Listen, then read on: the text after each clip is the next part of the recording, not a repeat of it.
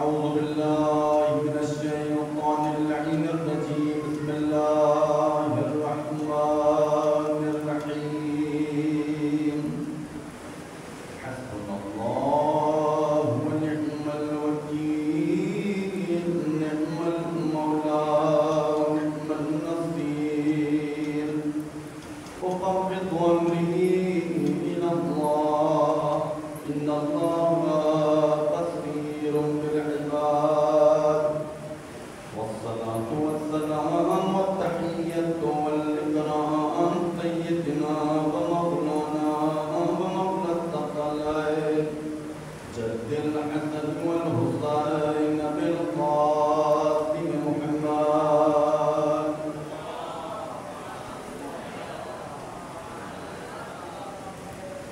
وآله الطيبين الطاهرين المعصومين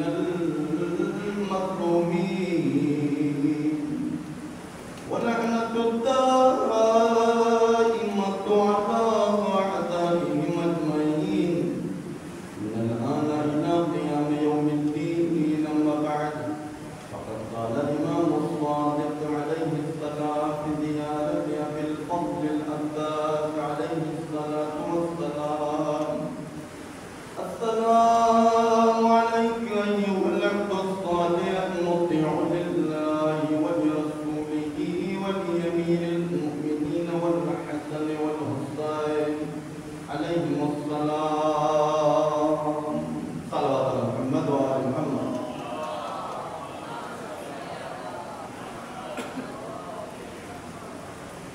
تھوڑا آگے تشریف لیں تاکہ ایک ماحول بن جائے اس کا درود پڑھتے رہا جائے اللہم صلی علی محمد و آل محمد.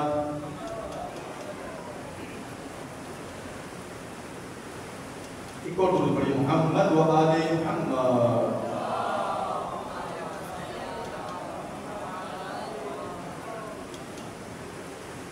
محترم سامعین عزیزان سید الشہداء علیہ السلام،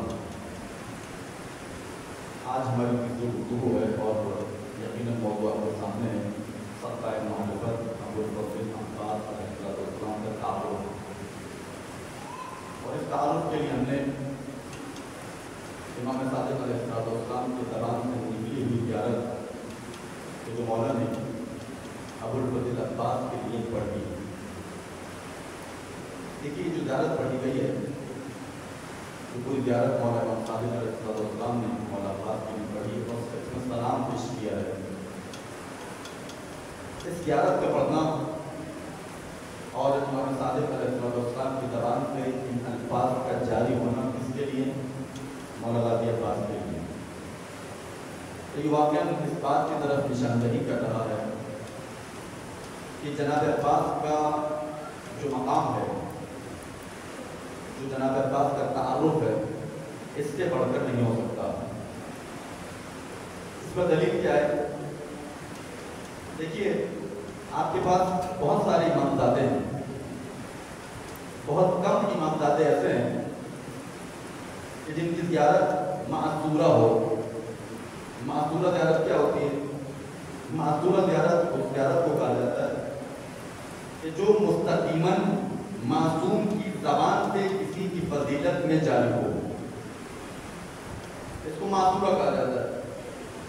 یعنی بیچ میں کچھ فاصلہ نہیں ہوتا، کوئی گیپ نہیں ہوتا. اگر تعارف کا دیکھنا چاہتے تو اس سے بڑا تعارف نہیں ہو سکتا. خود امام صادق علیہ السلام جن کا لقب ہی صادق ہے، خود معصوم بھی ہیں، اور جناب ابو الفضل عباس کے لیے پورا زیارت نامہ میں نے مولا نے پڑھ کے سنا دیا. یہ بہت بڑا تعارف ہے. بہت کم امامزادے آپ کے پاس ہیں. ان میں ایک جو نام آتا ہے جناب حضرت معصومہ قم سلام اللہ علیہ کا، اللہم صلی علی محمد و آل محمد. یہ زیارت نامہ بھی معصومہ قم سلام اللہ علیہ کا کس نے پڑھا؟ یہ بھی معصورہ زیارت ہے. یہ جو آپ قوم میں جا کر پڑھتے ہیں، یہ زیارت نامہ کس سے پہنچا آپ تک؟ یہ امام رضا علیہ السلام نے خود اپنی زبان سے پڑھ کے سنایا ہے. اور جب سعد قمی آیا تھا، اشعری خاندان سے کا تعلق ہے، مولا کی خدمت میں آیا تو میرے مولا نے کہا کہ میں جب تم زیارت کرو اس کی معصومہ کی، اسی موقع پر جب مولا نے اس زیارت کو پڑھ کے سنایا، وہاں پر ایک حدیث بھی میرے مولا امام رضا علیہ السلام نے ارشاد فرمائی، کمن دار معصومہ میں تم فلہ الجنہ، زیارت نامہ پڑھ کے سنایا، اور وہاں پر جناب حضرت معصومہ کو معصومہ کا لقب جو دیا ہے وہ امام رضا علیہ السلام نے اپنی زبان سے دیا۔ یہ زیارت نامہ بھی امام رضا کی جانب سے آپ تک پہنچا، تو کہنا بھی یہ چاہ رہا ہوں کہ جب بھی معصوم کی زبان سے کسی کے لیے زیارت نامہ صادر ہو جاتا ہے تو یہ اس کی عصمت پر دلالت کرتا ہے، اور یہ عصمت میں عرض کرتا رہا ہوں، یہ وہ والی عصمت نہیں ہے جناب زینب سلام اللہ علیہ معصومہ کی، جناب عباس معصوم ہیں، مولا اکبر معصوم ہیں، یہ جتنی بھی ہستیاں ہیں جناب حضرت معصومہ ہیں، یہ جتنی بھی ہستیاں معصوم ہیں، لیکن وہ والے معصوم نہیں ہیں جو 14 معصومین علیہ السلام ہیں۔ میں نے یہی کیا شیخ رحمت بہار میں لاسٹ لیئر، اس پر میں نے اشارہ کیا تھا، آج بھی اشارہ کرتا ہوں آگے بڑھ جاؤں تاکہ بات واضح ہو جائے۔ سوالات ہوئے تھے، اگر صاحب معصوم تو 14 ہے، یا آپ نے 15واں معصوم کیسے بنا دیا؟ نہیں، 15واں معصوم نہیں بنا رہے ہیں، معصوم 14 ہی ہیں، لیکن بعض عصمتیں ایسی ہوتی ہیں کہ جو شخصیات دنیا میں آتی ہیں، دنیا میں آنے کے بعد ایسے کام کرتی ہے، یعنی پورا وجود ان کا جب سے ولادت ہوتی ہے اور شہادت تک یا دنیا سے جانے تک کوئی گناہ انہوں نے انجام نہیں دیا ہوتا ہے، تو ظاہر ہے جو گناہ انجام نہیں دیتا اس کو معصوم کہا جاتا ہے۔ اب ذرا مولا غازی عباس کی زندگی اٹھا کر دیکھیے، میرے مولا میں پوری زندگی نہیں ملتا، کہیں پر بھی نہیں ملتا کہ مولا غازی عباس سے گناہ سرزد ہو گیا اور نعوذ باللہ من ذالک طاقت میں تھا۔ تو یہ وہ والے معصوم نہیں ہیں 14 معصومین والے، وہ والی عصمت جو ہے وہ خدا کی جانب سے ذاتی عصمت ہے، جس کو علمی زبان میں کہا جاتا ہے منصبی عصمت ہے، یعنی منصب کے ساتھ پروردگار عالم نے ان 14 کو عصمت دے کے زمین پر بھیجا، اور یہ جو معصوم ہیں جناب عباس کی ذات ہو گئی، میری بیوی زینب سلام اللہ علیہ کی ذات اقدس ہو گئی، اور بیوی نے جب خطبہ دیا وہاں پر معصوم کی زبان سے جو کلمات نکلے ہیں وہ کیا نکلے ہیں؟ آپ ایسی عالمہ ہیں کہ جن کو کسی نے کچھ سکھایا نہیں ہے، یعنی جو کلمات آپ کی زبان سے جاری ہو رہے ہیں یہ وہ کلمات ہیں کہ گویا معصوم جیسے کلام کرتا ہے، علم لدنی کے ذریعے ویسے ہی آپ نے کلام کر کے دکھا دیا۔ اسی وجہ سے امام سجاد کیا کہہ رہے ہیں؟ انتی عالمت غیر معلمہ، آپ ایسی معلمہ ہیں، ایسی تعلیم یافتہ ہے کہ آپ کو کسی نے تعلیم دی نہیں ہے، یعنی کیا مقصد؟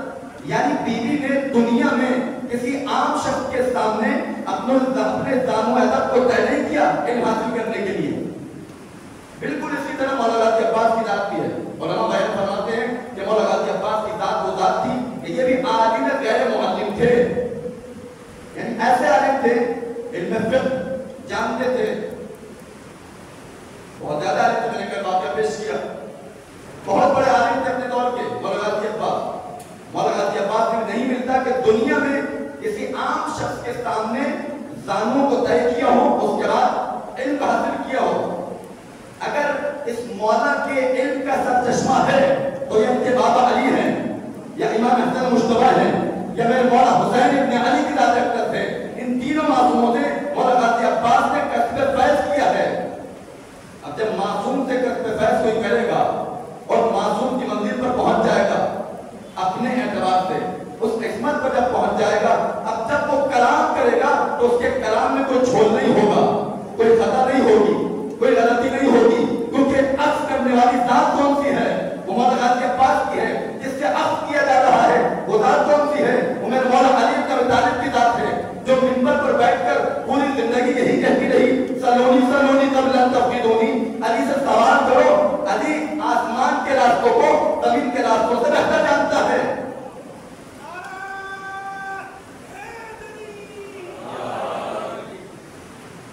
تو یہ زیارت نامہ پڑھتا ہے امام صادق علیہ السلام کا، اور اس میں سلام پیش کرتا ہے، سلام علیکہ ایھا العبد الصالح، سلام آپ پر اے عبد صالح، آپ خدا کے نیک بنتے ہیں، خدا کے صالح بنتے ہیں۔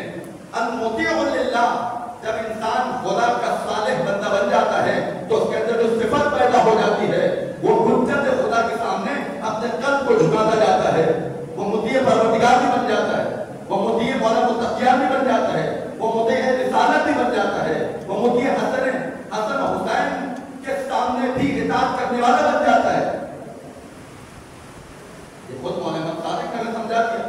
جس ذات کے بھی میں یہ زیارت نامہ پڑھ رہا ہوں، یہ ذات کوئی معمولی ذات نہیں ہے۔ عزیزان گرامی، اگر آپ اور آگے بڑھیں، اس میں مولانا کا تعارف آپ سننا چاہتے ہیں، میں اس کرتا آ رہا ہوں، اگر تعارف ابوالفضل عباس کا کوئی کرنا چاہتا ہے تو اس کے لیے زبان معصوم کی زبان چاہیے، کم از کم لسان معصوم ہونی چاہیے۔ امام سجاد بیان کریں گے کہ چچا عباس کا مقام و مرتبہ کیا تھا، اس مولا کی منزلت کیا تھی خدا کی نگاہ میں۔ روایت ملتی ہے، تاثیر روایت ایک روایت ملتی ہے میرے چوتھے امام زین العابدین علیہ السلام سے،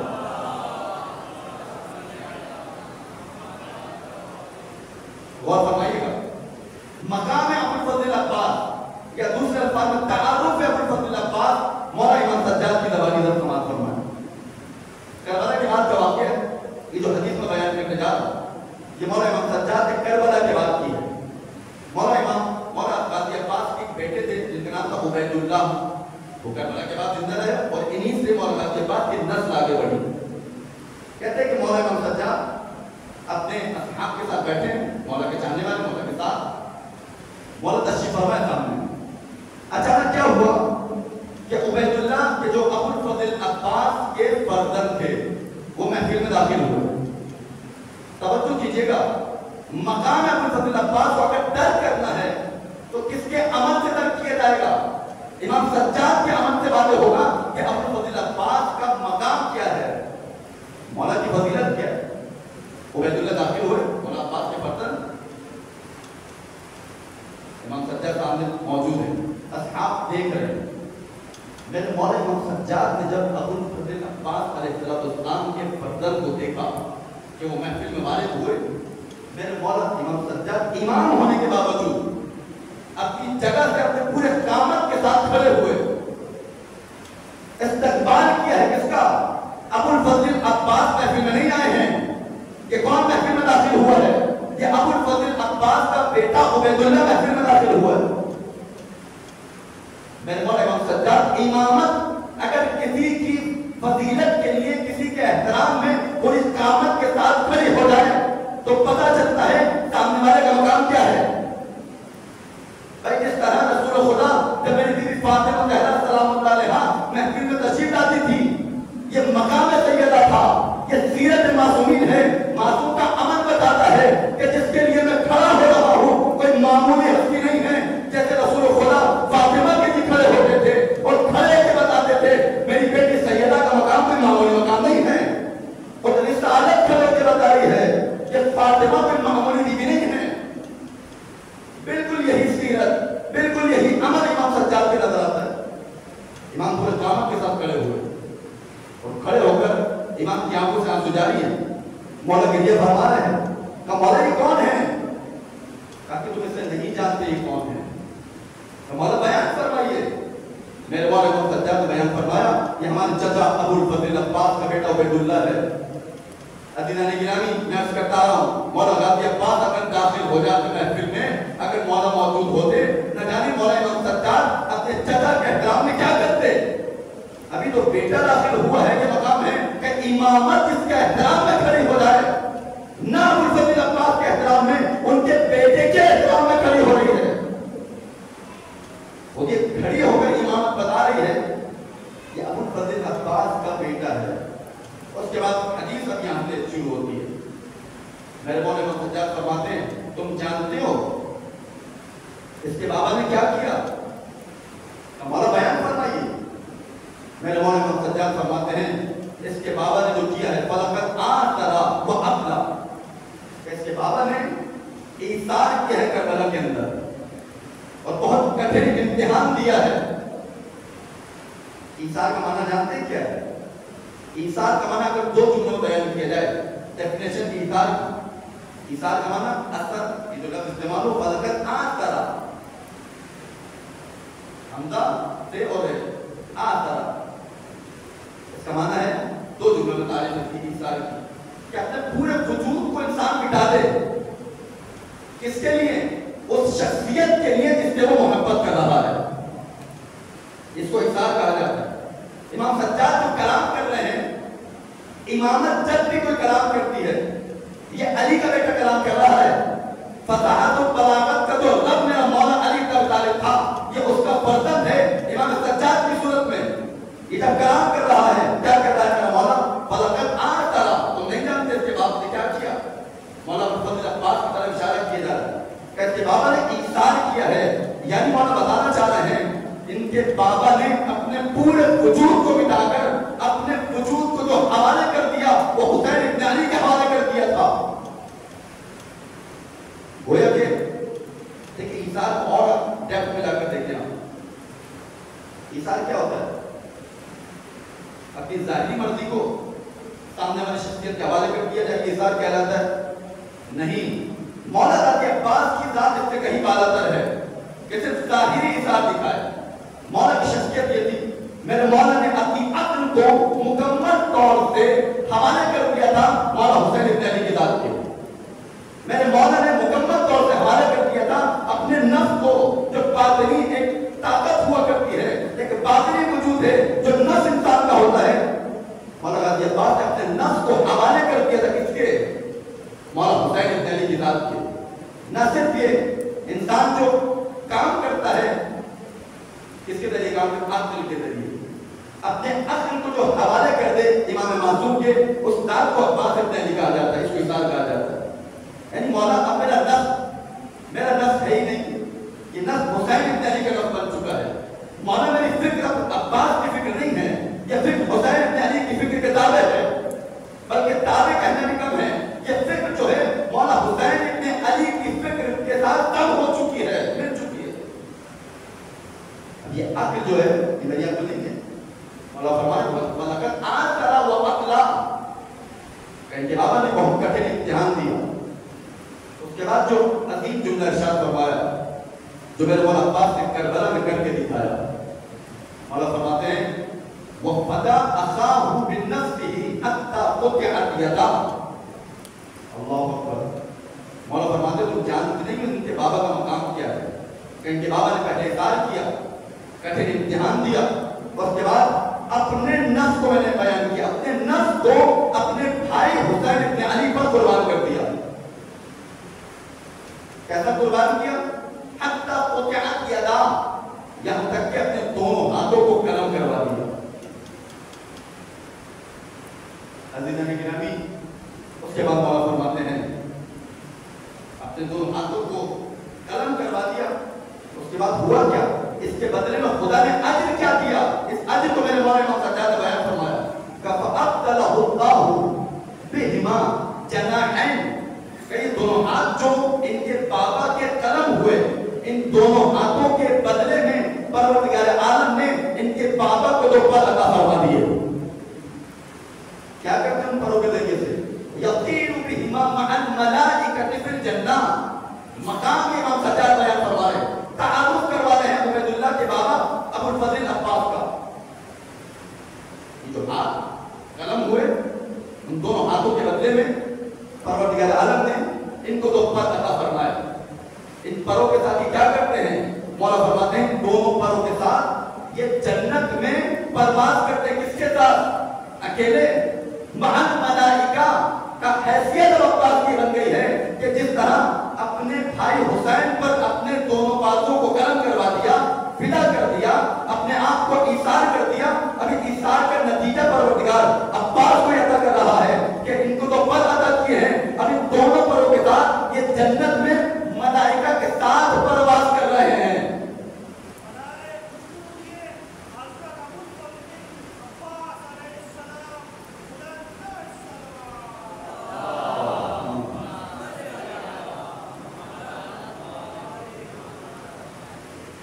ملائکہ کے ساتھ پرواز کر رہے ہیں، کس طرح؟ کما جعل لجعفر ابن ابی طالب، جس طرح جناب جعفر طیار کو پروردگار عالم نے جب جنگ میں ان کو دونوں ہاتھوں قلم ہوئے تھے، جناب جعفر طیار کو خدا نے تو پر عطا فرمائے تھے کہ بالکل اسی طرح ان کے بابا ابو الفضل عباس کو خدا نے جو آج ان کے قلم ہوئے کربلا کے اندر خدا نے جو پر عنایت فرمائے ملائکہ کے ساتھ وہ پرواز کر رہے ہیں. ابھی حدیث ختم نہیں ہوئی ہے. اس کے بعد مولا فرماتے ہیں واقعاً اور مان جائیے تعارف ابو الفضل عباس کے مولا امام سجاد کی دوانی. اس کے بعد مولا فرماتے ہیں تم جانتے ہو اس کے بابا کا مقام کیا ہے؟ اس کے بعد مولا نام لے کے ارشاد فرماتے ہیں کہ یاد رکھو ان للعباس منزلۃ یثبت بها جمیع الشہداء یوم القیامہ. یہ معمولی فکرہ نہیں ہے. میں عرض کرتا رہا ہوں کہ ایک ایک جملہ مولا سجاد کا یہ مبالغہ نہیں ہوتا معصوم کی زبان سے جو جملہ صادر ہوتا ہے. ایسا نہیں ہے کہ ہوا حدیث کے دامن میں نعوذ باللہ آ کر امام سامنے والے کی تعریف کرتا ہے ہمارا تعلق ہے ان کے ساتھ ہمارے رشتے دار ہے ہمارے چچا نہیں چچا کے طور پر تعریف نہیں کر رہے ہیں. جو مقام خدا نے ابو الفضل عباس کو عطا کیا ہے امامت کی توانی اس سامنے والے تک پہنچانا چاہ رہے ہیں. ہمارے چچا کا مقام کیا ہے؟ ان للعباس منزلۃ کا یاد رکھو یہ جو میں نے بیان فرمایا یہ کچھ بھی نہیں ہے. اس سے بڑا مقام کیا ہے جناب عباس کا ابو الفضل عباس کا مقام اس سے بڑھ کر کیا ہے؟ یقیناً بے شک للعباس منزلۃ عباس کے لیے منزلت ہے. اس کی صفت کیا ہے؟ یثبت بها جمیع الشہداء یوم القیامہ. جب قیامت پر ہوگی تمام شہداء جناب عباس کے مقام کو دیکھ کر ریبتہ کھائیں گے. ریبتہ کیا ہوتا ہے؟ ایک چیز ہوتی ہے حسد. حسد میں کیا ہوتا ہے؟ اگر سامنے والے کے پاس کوئی چیز ہے مجھے جیلسی ہوئی اندر سے ایک عجیب سی کیفیت یہ چیز اس کے پاس سے چلی جائے چھن جائے اور میرے پاس آ جائے اس کو کہتے ہیں حسد. یعنی سامنے والے کا برا ہو جائے وہ چیز کنورٹ ہو کر اس سے چھین لی جائے وہ فقیر ہو جائے اور یہ چیز میرے پاس آ جائے. مثلا اچھی گاڑی دیکھی آپ کے پاس نہیں ہے آپ نے دیکھا حسد کیا تاکہ پروردگار اس کے پاس سے یہ گاڑی چلی جائے اور یہ گاڑی میرے پاس آ جائے اس کا مالک میں بن جائے. اس کو کہتے ہیں حسد. غبطہ جو ہوتا ہے وہ حسد سے بالکل اپوزٹ ہوتا ہے. غبطہ کیا ہوتا ہے؟ غبطے میں اچھا اس میں کوئی برائی نہیں ہے غبطہ آپ کر سکتے ہیں. مثال کے طور پر میں نے کسی کے مقام کو دیکھا مجھے لگا یہ بہت بہترین عالم ہے بہت متقی انسان ہے پاکستہ انسان ہے پرہیزگار انسان ہے. میں نے اس کی صفت کو دیکھا مجھے بہت اچھی لگی. میں نے کہا پروردگار جیسی اس کے پاس ہے ایسا مجھے بھی عطا کر دے. توجہ کیجیے یعنی وہ چیز اس کے پاس باقی رہے اس کو اور اس میں ترقی نہ فرما لیکن یہ چیز جو اس کے پاس ہے یہ صفت میرے اندر بھی آ جائے مجھے بھی متقی بنا دے مجھے بھی اچھا عالم بنا دے مجھے بھی صاحب کردار بنا دے. تو یہ غبطہ جو ہے حسد سے بالکل جدا ہوتا ہے. تو مولا کیا بیان فرما رہے ہیں ان للعباس منزلۃ جناب عباس کے لیے منزلت ہے. کیسی منزلت ہے؟ کیسا مقام ہے؟ کیسا مرتبہ ہے؟ یثبت بها جمیع الشہداء یوم القیامہ. جب قیامت پر ہوگی تو تمام شہداء جب جناب عباس کا یہ مقام دیکھیں گے تو اس پر غبطہ کریں گے پروردگار یہ جو مقام جناب عباس کو تو نے عطا کیا ہے کاش یہ ہمیں بھی مل جاتا. تمام شہداء جتنے شہداء بدر میں شہید ہوئے جتنے شہداء امام معصوم کے رکاب میں صفین میں شہید ہوئے جتنے بدر میں گئے جتنے حنین میں گئے جتنے بھی شہداء ہیں حتیٰ کہ جو کربلا کے شہداء امام حسین کو ہٹا کر جتنے بھی شہداء ہیں وہ تمام کے تمام شہداء امام سجاد کے قول کے مطابق جب جناب عباس کی منزلت کو دیکھیں گے تو غبطہ کرنے کے پالنے والے جو مقام اور مرتبہ تو نے ابو الفضل عباس کو عطا فرمایا ہے کاش یہ مقام ہمیں بھی مل جاتا. اللہ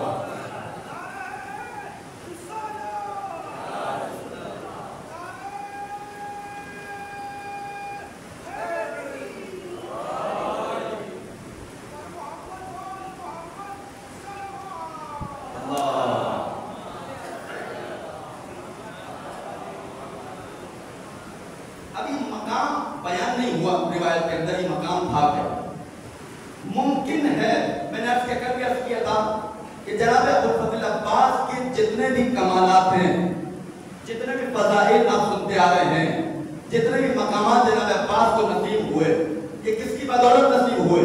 یہ ایک صفت تھی جس کو صفت ادب کہا جاتا ہے۔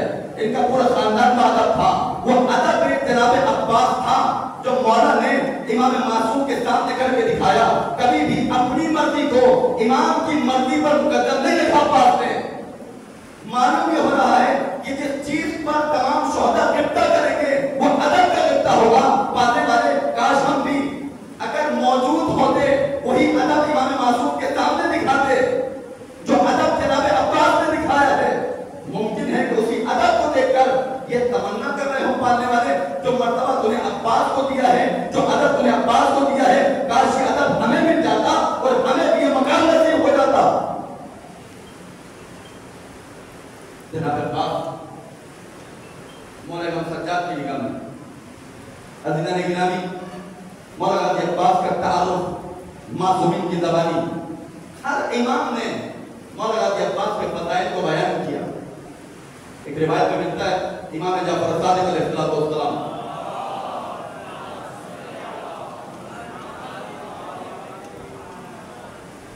ایک عجیب امر کی طرف اشارہ فرماتے ہیں۔ ابوالفضل عباس کا مقام جاننا چاہتے ہیں، چھٹے امام بیان فرماتے ہیں کان عمد العباس نافذ البصیرہ وصلب الایمان وجاہد مع ابی عبداللہ وابدل دلاء حسنا ومد شہیدہ۔ ہمارے چچا عباس نافذ البصیرہ تھے۔ نافذ کا معنی کیا ہوتا ہے؟ ایک چیز کے اندر دم ہو جائے، نفوذ کر جائے۔ پانی ہوتا ہے، پانی جب کپڑے میں چلا جاتا ہے تو اس کو کیا کہتے ہیں؟ نفوذ کر گیا، اس کے وجود کا حصہ بن گیا۔ بہت توجہ کیجیے گا، یہاں پر مولا جو لفظ استعمال کر رہے ہیں، جو کلمہ استعمال کر رہے ہیں امام صادق علیہ السلام کہہ رہے ہیں کان عمد العباس نافذ البصیرہ۔ ہمارے چچا عباس نافذ بصیرہ تھے، خود بصیرت نہیں تھے، بصیرت کے نافذ کرنے والے تھے۔ بصیرت وہی نافذ کر سکتا ہے جس کے اندر خود بصیرت نفوذ کر گئی ہو۔ جب تک میرے اندر بصیرت نہیں آئے گی تو میں نافذ کیسے کروں گا؟ بصیرت ہوتی کیا ہے؟ نفوذ کا معنی میں سمجھا کہ آپ کو دو جملوں کسی وجود کا حصہ بن جائے، ایک چیز کسی دوسرے وجود کا حصہ بن جائے، اب اس کا اپنا وجود نہ ہو، اپنا وجود اس نے مٹا دیا ہو۔ اب یہاں پر میں کچھ روایات اور بصیرت کے معنی آپ کی خدمت کو بیان کروں گا تاکہ باتیں ہو جائے۔ مجھے پہنچنا اسی فقرے کی طرف، اسی ٹکڑے کی طرف، کان عمد العباس نافذ البصیرہ۔ تھوڑی دیر میرے ساتھ آپ رہیے گا تاکہ باتیں ہو جائے بصیرت ہوتی کیا ہے۔ دیکھیے بصیرت کو اگر سمجھنا ہے تو آپ کو امامت کو سمجھنا ہوگا، امام کو سمجھنا ہوگا، کیونکہ تعلق جناب عباس کا امام کے ساتھ بہت گہرا ہے۔ تو اس اعتبار کو کیسے ملائیں گے آپ؟ یہ جو امام صادق علیہ السلام بیان فرما رہے ہیں کان عمد العباس نافذ البصیرہ، اس کو واضح کرنے کے لیے چند ایک روایت میں آپ کی خدمت میں بیان کروں گا۔ ایک درود پڑھیں محمد و محمد کی ذات۔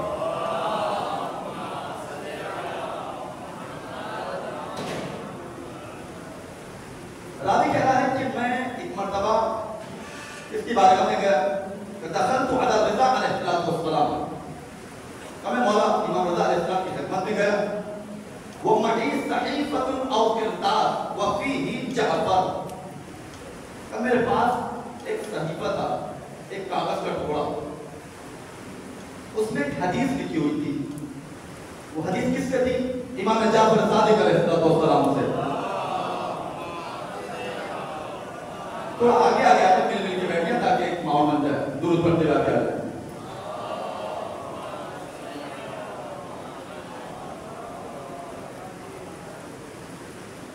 ایک اور درود پڑھیں محمد و آل محمد۔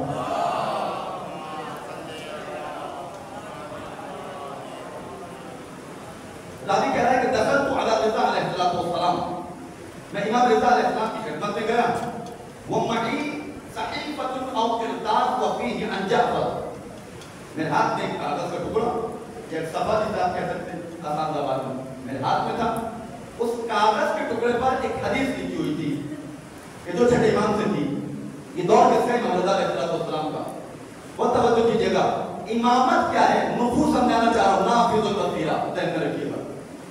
تو اس میں حدیث یہ تھی کہ ان الدنیا مستلت لصاحب هذا الامر، کہ دنیا جو ہے اس کو ممثل کیا گیا ہے اس کے لیے امام صادق کی طرف اشارہ کیا جا رہا تھا، معصوم کے لیے۔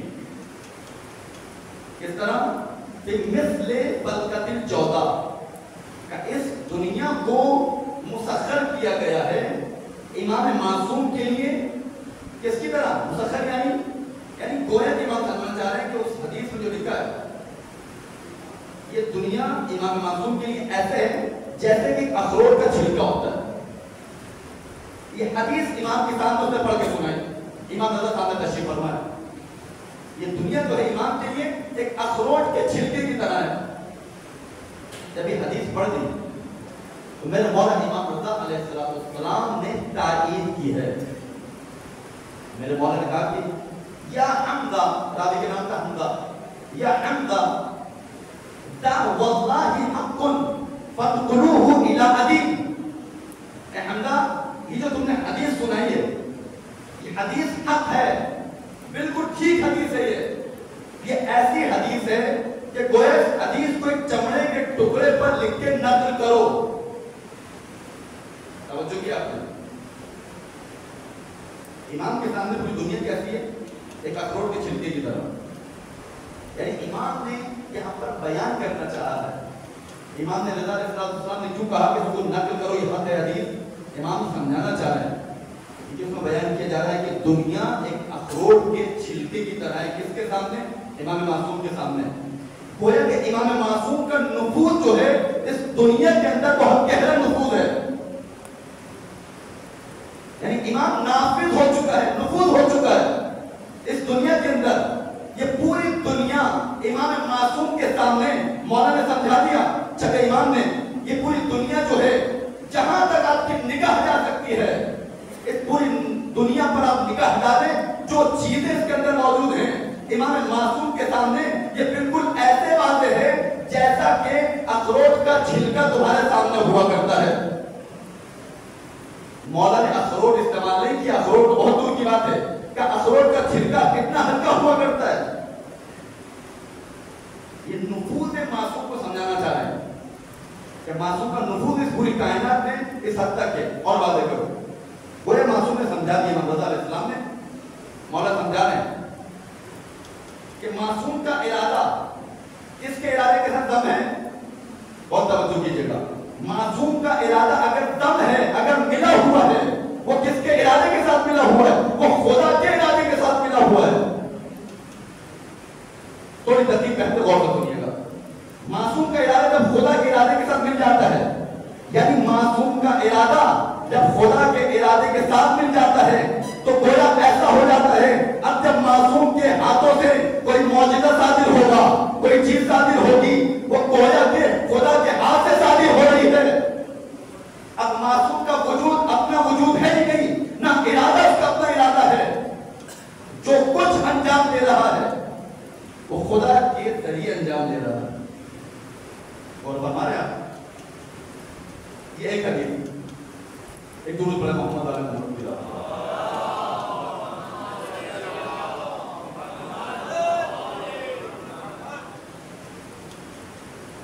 جب معصوم کا ارادہ مل گیا خدا کے ارادے کے ساتھ، اب ایک حدیث ہے علیہ السلام، اب ایک حدیث نورانیت آپ کی خدمت میں پیش کرتا ہوں۔ بصیرت کیا ہوتی ہے؟ نفوذ سمجھ میں آ گیا؟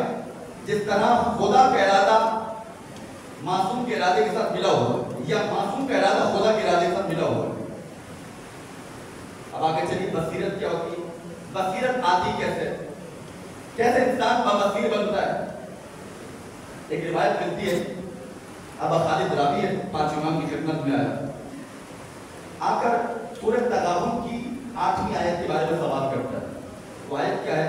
کہ مولا ایک آیت ہے قرآن مجید میں، کہ کیا آیت ہے؟ کہ ایک آیت یہ ہے فَآمِنُوا بِاللَّهِ وَرَسُولِهِ وَالنُّورِ الَّذِي أَنزَلْنَا، پروردگار یہ کہہ رہا ہے کہ ایمان لاؤ اللہ کے اوپر اس کے رسول کے اوپر اور اس نور کے اوپر ایمان لے کے آؤ جس کو ہم نے نازل کیا ہے، جس کو ہم نے نازل کیا ہے۔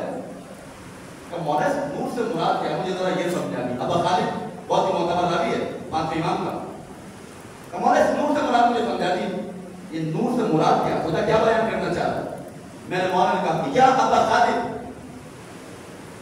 النور واللہ من نور الائمۃ علیہ الصلوۃ والسلام۔ اس آیت میں جو نور کا بیان کیا جا رہا ہے اس نور سے مراد آل محمد علیہ الصلوۃ والسلام کا نور ہے۔ اس کے بعد بات آگے بڑھی، مولا فرماتے ہیں یا ابا خالد ہم واللہ، یہ جو نور ہے آل محمد علیہ الصلوۃ والسلام کا۔ اس کے بعد مولا راوی کو خطاب کر رہے ہیں یا ابا خالد واللہ ہم نور اللہ، یہ نور جو آل محمد کا ہے یہ اللہ کا نور ہے۔ اس کے بعد آگے فرماتے ہیں ہم واللہ، دوبارہ مولا نے قسم کھائی ہے، قسم کھا کے جب مولا بیان کرنا چاہتے ہیں تو ایک عظیم امر کی جانب معصوم اشارہ کرنا چاہتے ہیں۔ پہلے قسم کھائی خدا کی قسم، یہ جو نور ہے آل محمد کا یہی اللہ کا نور ہے۔ اس کے بعد مولا نے دوبارہ قسم کھائی ہے ہم واللہ نور اللہ فی السماوات والارض، اور یہ اللہ کا نور جو ہے جو ائمہ کی صورت میں اس زمین پر اتارا گیا ہے، یہ نور آسمانوں میں بھی موجود ہے، زمین کے اندر بھی موجود ہے۔ نورانی باتیں چل رہی ہیں۔ اب آگے چلیے، اب زیارت جانے کا ایک ٹکڑا ملتا ہے، اس میں پورا ٹکڑا ہے، اس میں بہت ہی بڑے امر کی طرف اشارہ کیا جا رہا ہے۔ وہ کیا ہے؟ اہل بیت ان ارواحکم ونورکم وطینتکم واحدہ، آپ کی ارواح، آپ کی روحیں، آپ کا نور، آپ کی خلقت، یہ تمام کی تمام چیزیں ایک ہیں۔ یعنی جو نور امام علی کی ذات کے اندر موجود ہے وہی نور امام زمان کی صورت میں موجود ہے۔ آپ جتنے بھی معصومین ہیں، امام ہادی علیہ السلام اہل بیت کو خطاب کر کے کہہ رہے ہیں کہ آپ کی ارواح، آپ کی قینت، آپ کی خلقت، جتنی بھی چیزیں ہیں یہ تمام کی تمام نورانی شکل میں ایک ہے۔ کلکم نور، یعنی آپ تمام کے تمام نور ہیں۔ اس کے بعد ایک اور ٹکڑا اس میں ملتا ہے، آگے چلے، مولا فرماتے ہیں فَجَعَلَكُمْ يَفَخَلَقَكُمْ اللَّهُ أَنْبَارًا، پروردگار عالم نے آپ کو نور کی شکل میں خلق کیا۔ فَجَعَلَكُمْ بِعَرْشِهِ مُوجِقِينَ، یہاں پر مجھے لگا تھا، اور آپ کو عرش خدا پر طواف کرنے کے لیے معمور کیا۔ یعنی آپ کا نور و نور تھا، جب آپ عرش خدا پر موجود تھے تو آپ نور کی شکل میں عرش خدا کا طواف کر رہے تھے۔ گویا کہ مولانا نے سمجھا دیا کہ عرش خدا پر جو احاطہ تھا نور کی صورت میں وہ آل محمد علیہ السلام کا احاطہ تھا۔ نور، یہ نور چلتا ہے۔ اب میں بصیرت کا معنی بیان کروں گا تعریف کی شکل میں، پھر انشاءاللہ میں اس کو تطبیق دوں گا۔ دیکھیے، ایک ہوتی ہے آپ کے پاس بصارت، ایک ہوتی ہے بصیرت۔ بصارت کیا ہوتی ہے؟ لغت دانوں نے بیان فرمایا البصر نور العین الذی بہ یبصر، یہ جو آنکھوں کے ذریعے آپ دیکھتے ہیں اس کے مراد کیا ہے؟ جو آنکھوں کے ذریعے دیکھا جائے، نور جو آنکھوں کا ہوتا ہے، جو آنکھوں کے ذریعے سے مشاہدہ کی جائے کوئی چیز۔ بصیرت کیا ہوتی ہے؟ بہت توجہ کیجیے گا، مولانا کے الفاظ تک مجھے پہنچنا ہے۔ نافذ البصیرہ، بصیرت کیا ہوتی ہے؟ البصیرہ ہوا فقہ القلب، بصیرت قلبی فقہ کا نام ہے۔ قلب انسان فہم و تدبر رکھنے والا ہو، یا دوسرے الفاظ میں بیان کیا جائے بصیرت اس چیز کو کہا جاتا ہے انسان قلبی اعتبار سے اتنا مضبوط ہو جائے، ایک فہم دقیق رکھنے والا بن جائے، جو چیز بھی وہ سوچے گا اس میں کوئی غلطی اور اشتباہ نہیں ہوگا، کوئی خطا اس کے اندر سرزد نہیں ہوگی، اس کو بصیرت کہا جاتا ہے۔ بصیرت ہے کیا؟ جو میں نے نورانی حدیث آپ کو سنائی ابا خالد والی، بصیرت ہے کیا؟ اب یہی لغتدان آگے چل کے بیان کرتا ہے حقیقتھا نور، کہ اس بصیرت کی حقیقت جو ہے وہ نور ہے۔ یہ کیا کرتا ہے؟ یہ نور ہوتا کیا ہے؟ یہ نور ہر قلب نہیں آتا ہے۔ اس کے بعد یہ فرماتے ہیں حقیقتھا نور یقذفہ اللہ فی قلب من یشاء، یہ ایسا نور ہے کہ یہ خدا جس کے دل میں ڈالنا چاہتا ہے ڈال دیتا ہے۔ اس کے لیے ظرف ایسا ہونا چاہیے جہاں پر یہ نور آ کر جگہ لے رہا ہے، اس کو اتنا پاک ہونا چاہیے کہ اس میں نور خدا آ کر جگہ پا سکے۔ اور میں نے عرض کیا یہ نور سے مراد نور آل محمد ہے۔ اب یہ خدا کا نور ہو یا آل محمد کا نور ہو ایک ہی بات ہے۔ اس کی دلیل کیا ہے؟ حدیث نورانیت میں جب آپ مولانا متقیان کی زواری جو حدیث بیان کی گئی ہے، جب ابوذر اور سلمان مولا کی خدمت میں گئے تھے، اس کو ذرا ملاتے چلے جائیے گا۔ نور خدا آل محمد کا نور، آل محمد کا نور خدا کا نور ہے۔ دلیل اس کی ٹکڑا اور سنتے جائیے، ان اللہ خلقنا بنور عظمتہ، امام صادق فرماتے ہیں پروردگار عالم نے ہمیں جو خلق کیا ہے، اس کے ذریعے خلق کیا، اپنے نور عظمت کے ذریعے خلق کیا ہے۔ یہ جو اللہ کا نور اہل بیت کے نور کے برابر، اہل بیت کے نور اللہ کے نور کے برابر۔ اس کی دلیل حدیث نورانیہ سے لیتے جائیے۔ خود میرے مولانا متقیات سے جب سوال کیا گیا، سلمان و بدر نے آ کے سوال کیا مولا آپ کی حقیقت معرفت نورانی کیا ہے؟ میرے مولانا جہاں پر ایک طویل حدیث کو ارشاد فرمایا، کہا کہ میری معرفت ان ھذا لامری، خدا کی قسم نہیں کھائی، اپنی قسم کھائی، کہ میری جان کی قسم، ان ذالک الواجب علی کل مؤمن و مؤمنہ، کہ میری معرفت جو ہے ہر مومن پر بھی واجب ہے، ہر مومنہ پر بھی واجب ہے۔ اس کے بعد کہا سلمان یاد رکھو انہو لا یستکمل عقد الایمان حتی یعرفنی کل معرفت بالنورانیہ، کہ یاد رکھو ابوذر اے سلمان میری معرفت جو ہے ہر ایک پر واجب ہے، اور میری معرفت کے بغیر کسی کا ایمان مکمل ہو نہیں سکتا ہے جب تک میری کنہ معرفت کو حاصل نہ کر لے۔ اس کے بعد میرے مولا نے اللہ کا نور آل محمد کا نور ذہن میں رکھیے گا، آل محمد کا نور اللہ کا نور ہے۔ اس کے بعد مولا نے ارشاد فرمایا بس سلمان خلاصہ بیان کر رہا ہوں، معرفت بالنورانیہ معرفت اللہ عز وجل و معرفت اللہ عز وجل معرفت بالنورانیہ، کہ میری معرفت اللہ کی معرفت نورانی کے برابر ہے، اور اللہ کی معرفت نورانی میری معرفت نورانی کے برابر ہے۔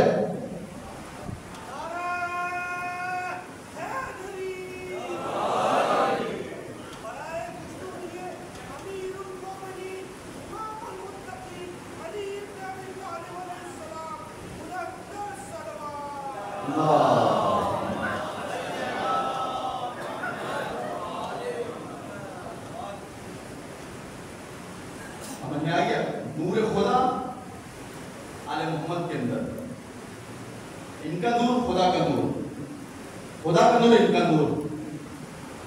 اس کے بعد ایک حدیث آپ سنیے، امام کاظم علیہ السلام بیان فرماتے ہیں، درود پر محمد صلی اللہ علیہ وسلم،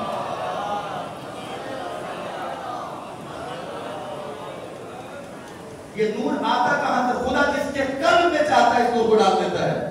امام فرماتے ہیں ساتھ میں امام الحمدللہ الذی بعظمتہ و نورہ ابصر قلوب المؤمنین، تمام تعریف اس خدا بزرگ و برتر کے نام، اس کی عظمت اور اس کا نور ایک ایسی بصیرت کا نام ہے، اس نور کو پروردگار عالم مومنین کے قلوب میں ڈال دیتا ہے۔ یہ نور حقیقت میں نہیں آتا ہے، اور اس نور کی خاصیت کیا ہے؟ اچھا نور کی خاصیت یہ ہوتی ہے کہ وہ خود بھی نورانی ہو اور نورانی کرنے کی صلاحیت بھی رکھتا ہو۔ یہ بلب آپ دیکھ رہے ہیں، یہ روشنی کب دے گا؟ جب تک یہ خود نورانی نہیں ہوگا تو روشنی کیسے دے گا آپ کو؟ اب سنیں، یہ جو خدا کا نور جس قلب میں آتا ہے، پہلے صلاحیت ہونی چاہیے، اور جس قلب میں آئے گا امام معصوم کے قول کے مطابق اس نور کی شدت یہ ثابت ہو چکا ہے۔ یہ نور جو ہے مولا کے قول کے مطابق پانچ امام نے حضرت کو بیان کیا، واللہ نور الائمہ من آل محمد علیہ السلام، یہ جو نور پروردگار عالم قرآن میں بیان کر رہا ہے، اس نور سے مراد ہم آل محمد کا نور ہے، اور نور اس وقت نور کہلاتا ہے جب یہ خود بھی نورانی ہو اور سامنے والے کو نورانی بھی کرنے کی صلاحیت رکھتا ہو۔ ہونی چاہیے، آنکھ میں دیکھنے کی صلاحیت بھی ہو اور سامنے اندھیرا بھی نہ ہو۔ اب امام دیکھیے کیا بیان فرما رہے ہیں کہ یا خالق، یہ جو نور ہے جو مومنین کے قلوب میں خدا ڈالتا ہے، اس کی صفت کیا ہے کہ یہ نور اتنا تیز ہوتا ہے کہ جتنی تیز سورج کی شعاعیں بھی نہیں ہوا کرتی، یہ جو تمہارے دل میں آتا ہے۔ اب اس قلب میں آ گیا نور، قلب اس قابل تھا، نور آ گیا۔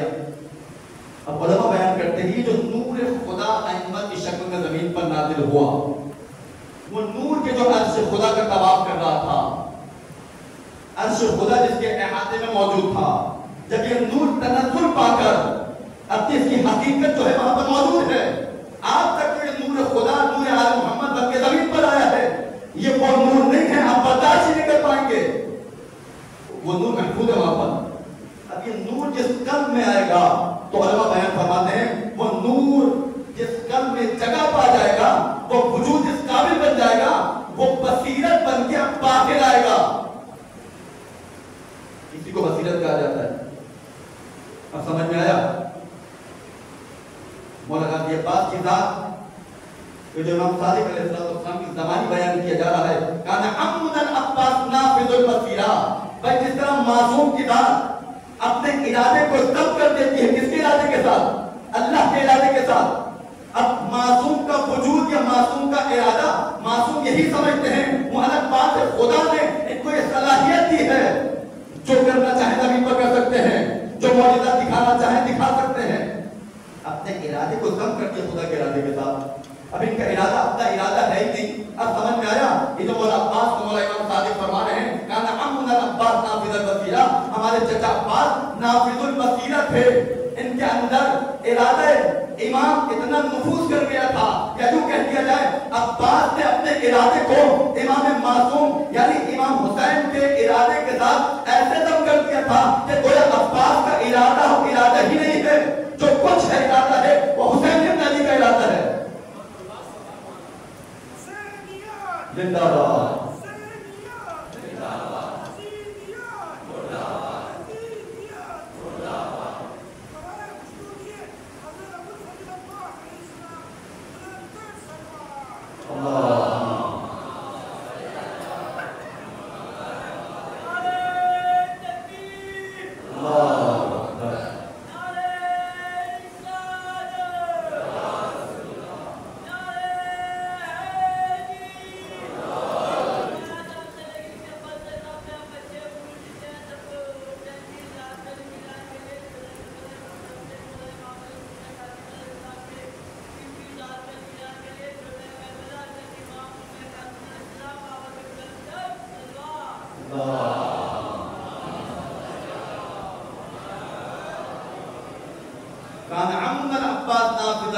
ہمارے چچا عباس نافذ بصیرت ہے۔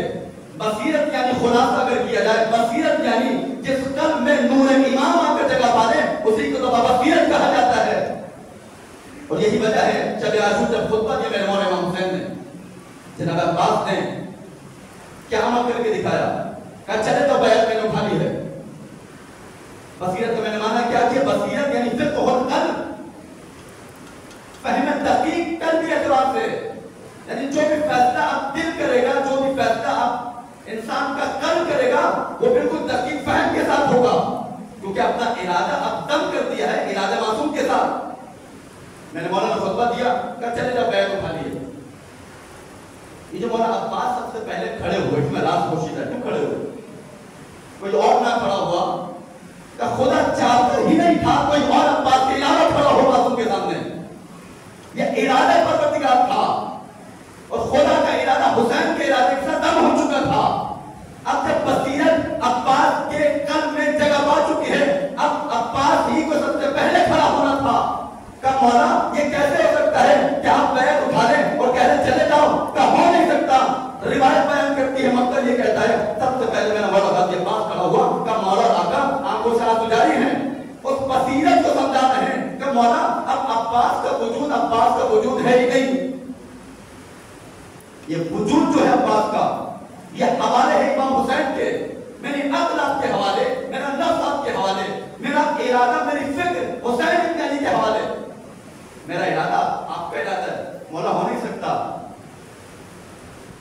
مولا کیا کریں گے آپ کے بعد زندہ رہ کر؟ قربان جائیے مولا ابوالفضل عباس کی بصیرت کے فہم دقیق قلبی اعتبار سے. بصیرت اس کو کہا جاتا ہے. بصیرت یعنی امام معصوم کے سامنے اپنے قلب کو جھکا دیا جائے، فہم رکھنے کے ساتھ، تدبر رکھنے کے ساتھ، سمجھ بوجھ رکھنے کے ساتھ کہ اس کے سامنے میں اپنا قلب جھکا رہا ہوں. عباس کو معلوم تھا کیونکہ عباس کے دل میں نور ائمہ موجود تھا، اور نور ائمہ خدا کا نور ہے. جس کے دل میں خدا کا نور آ جاتا ہے وہ دل کا بصیرت بنتا چلا جاتا ہے. جناب عباس کی ذات کو کون بیان کر سکتا ہے؟ جب بصیرت آ جاتی ہے اس کے بعد دوسرا مرحلہ صلب الایمان. کان عمنا العباس نافذ البصیرہ وصلب الایمان. جب بصیرت نفوذ کر جاتی ہے جس وجود کے اندر، وہ وجود اب اس قابل بن جاتا ہے جس کے قلب میں نور امام آ جائے، نور خدا آ جائے، تب اس کا ایمان کیسا ہوگا؟ مولا فرمائے صلب الایمان. اس کا ایمان اب ایسا ہوگا گویا کہ سیسا پلائی ہوئی دیوار کی مانند بن جائے گا. کچھ بھی ہو جائے اپنے ہاتھ کٹوا لوں گا، لیکن امام حسین کے فرمان سے دست نہیں اٹھا سکتا. فرات کو اتر کر یہ بیان غلط کیا جاتا ہے ابوالفضل عباس کے دل میں بصیرت موجود تھی. یہ جو کہا جاتا ہے کہ مولا عباس فرات میں اترے، مولا نے چلو میں پانی اٹھا لیا تھا، غلط بات ہے بالکل. اپنا ارادہ جو دم کر دے ارادے معصوم کے ساتھ، اپنا ارادہ ملا دے، اپنے وجود کو مٹا کر خود یہی تصور کرنا میرا وجود اب میرا وجود نہیں ہے، میرا وجود تب ہو چکا ہے حسین ابن علی کے وجود کے ساتھ. اس عباس کے اب یہ توقعات رکھتے ہیں فرات میں اتر کر چلو پانی میں لے لیا ہو، پانی کو چلو میں لے لیا ہو. عباس کی معرفت ایسی نہیں تھی، غلط کہا جاتا ہے. ممکن نہیں ہے. کیسے ممکن ہے؟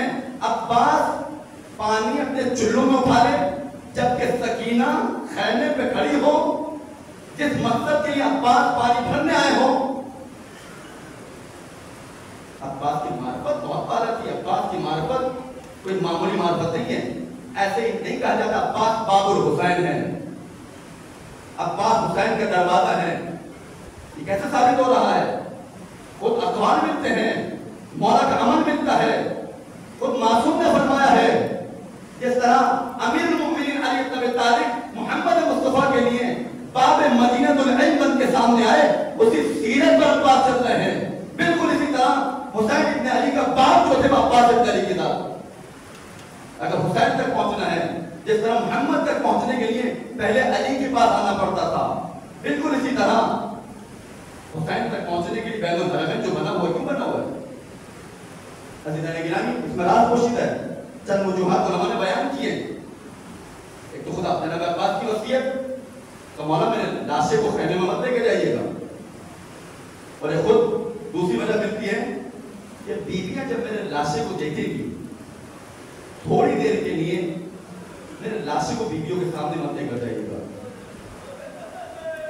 بین الحرمین بدنے میں رات ہے. مولا امام سجاد اگر چاہتے تو اپنے چچا عباس کو امام حسین کے ساتھ دفن کر دیتے کہ دور دفن کیوں کیا؟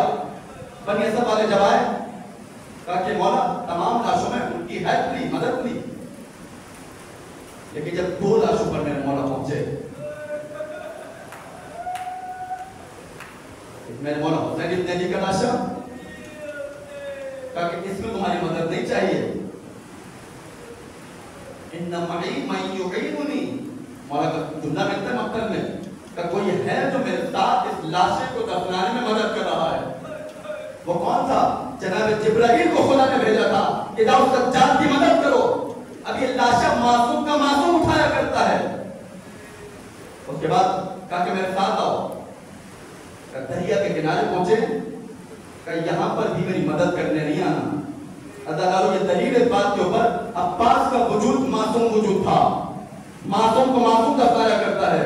وہاں پر بھی بنی اسد والوں نے چاہا کہ مولا سجاد کے ساتھ دیں، لیکن میں مولا نے وہاں بھی یہ جملہ ارشاد فرمایا ان معی من یعیننی کہ کوئی ہے میرے ساتھ جو میری مدد کر رہا ہے. اداروں آپ نے ملاحظہ نہیں کیا امام حسین کے لاشے کو دفنانے کے لیے بھی جبرائیل کو بھیجا گیا تھا. امام سجاد بیان کر رہے ہیں مولا غازی عباس کے لاشے کو دفنانے کے لیے بھی امام سجاد کے ساتھ جو مدد کروا رہا ہے وہ جناب جبرائیل کی ذات ہے. مولا غازی عباس کا وجود پہ معمول وجود نہیں تھا. دارو اجر کو اللہ تیرا سفر آ گئی. دارو بی بی سکینہ سلام اللہ علیہا تو مولا غازی عباس کا تعلق آپ کو معلوم ہے. کل میں نے اشارہ کیا تھا اس میری بیوی نے کربلا سے کوفہ کوفہ سے شام کسی کو یاد نہیں کیا. علماء کا بیان یہ ہے یہ بچی جس کو یاد کرتی تھی اتنا اس بچی نے اپنے بابا حسین کو یاد نہیں کیا. جب بھی تماچا لگتا تھا یہ جس شخصیت کو یاد کرتی تھی بس یہی کہتی جاتی تھی چچا عباس اے میرے چچا عباس. اجر کو اللہ عزادارو یہ بچی بڑے ظلم سہ کر کربلا سے کوفہ پہنچی. کوفہ سے شام بھی یہ بچی آ گئی ہے. عزادارو شام کے دربار میں اس بچی پر یہ وقت بھی آیا جو کسی شریف گھرانے پر یہ وقت نہ آیا. وہ وقت کیا آیا؟ دربار میں اس بیوی کو کنیزی میں بھی مانگا گیا. مجھے نہیں معلوم یہ جملہ سن کر سید سجاد کے دل پہ کیا گزری ہوگی. یہ جملہ سن کر جب یزید ملعون کے دربار میں کسی نے میری بیوی سکینہ کو کنیزی میں طلب کیا ہوگا ابو طالب کے دل پر کیا گزری ہوگی, رسول خدا کے دل پہ کیا گزری ہوگی مجھے نہیں معلوم. عزادارو یہ ظلم بھی اس بچی نے دیکھا. عزادارو زندان شام میں اس بچی کو ڈال دیا گیا. اس بچی نے وہاں پر بھی ظلم دیکھے ہیں. عزادارو ایک مرتبہ اس بچی کی زندان میں شہادت واقع ہو گئی. مجھے نہیں معلوم سید سجاد نے کس طریقے سے اپنی بہن سکینہ کو دفنایا ہوگا. میرے مولا کے ہاتھ تو بندے ہوئے تھے, کیسے جنازہ اٹھایا ہوگا, کیسے قبر تیار کی ہوگی. اجرکم اللہ اجرکم اللہ. عزادار ایک موقع وہ بھی آتا ہے ایک مرتبہ جب ان کاروان والوں کو رہائی ملتی ہے یزید ملعون کہتا ہے سید سجاد کو بلایا جائے. سید سجاد کو بلایا جاتا ہے کہا کہ سجاد اگر جانا چاہتے ہو تو چلے جاؤ, ہم تمہیں رہا کرنا چاہتے ہیں. ایک مرتبہ سید سجاد کہتے ہیں میری بیویوں کے ساتھ کسی کو تم بھیج تاکہ وہ ان کو مدینے تک پہنچا دے. کہتے ہیں سید سجاد تم انہیں لے کر جاؤ گے. اب یہ کاروان تیار ہوا. عزادارو آماری تیار کی گئی. اب یہاں پر زینب کبریٰ کہتی ہیں جب آماری کو میری بیوی نے دیکھا ہے مقتل میں بیان ہوا کتابوں میں ملتا ہے ایک مرتبہ بیوی زینب نے جب آماریوں کو دیکھا تو آماریاں کالی نہیں تھی. میری بیوی سید سجاد سے کہتی ہے اے بیٹا سید سجاد جب تک آماریاں کالی نہیں ہوگی زینب مدینہ نہیں جائے گی. اجرکم اللہ. عزادارو آماریوں کو کالا کیا گیا. اب یہ آماریاں چلنے لگی. بشیر بن جنم ساتھ ہے. ایک مرتبہ وہ راستہ بھی آتا ہے جہاں سے ایک راستہ مدینے کی جانب جا رہا ہے, ایک راستہ کربلا کی جانب جا رہا ہے. میری بیوی زینب نے سید سجاد کو خطاب کیا کہ بیٹا سید سجاد زینب نے اپنے بھائی پر گریہ نہیں کیا ہے. زینب ٹھیک طریقے سے حسین پہ رو نہ سکی ہے. زینب چاہتی ہے اپنے بھائی کے اوپر گریہ کرے, ہمیں کربلا لے چلو. کاروان کو کربلا کے راستے کی جانب بڑھایا گیا. عزادارو جب یہ کاروان کربلا میں پہنچا ہے وہاں پر جابر بن عبداللہ انصاری پہلے سے موجود تھے. ایک مرتبہ جابر کے غلام مطیع نے جب دیکھا ہے کہ کاروان آ رہا ہے, ایک مرتبہ جابر کے غلام جابر سے کہتا ہے اے مولا آقا ایسا معلوم ہو رہا ہے کوئی یزید کے چاہنے والے آ رہے ہیں, معلوم نہیں ہو رہا تھا. جب یہ کاروان نزدیک آیا کیا دیکھا سید سجاد ہے, داڑھی سفید ہو چکی ہے, کمر جھکی ہوئی ہے. ایک مرتبہ یہ غلام کہتا ہے یہ تو میرا مولا معلوم ہوتا ہے. عزادارو ایک مرتبہ میرے مولا سجاد نے کہا جابر ذرا قبر سے دور ہو جاؤ, حسین کی بہن زینب اپنے بھائی کی قبر میں آنا. اجرکم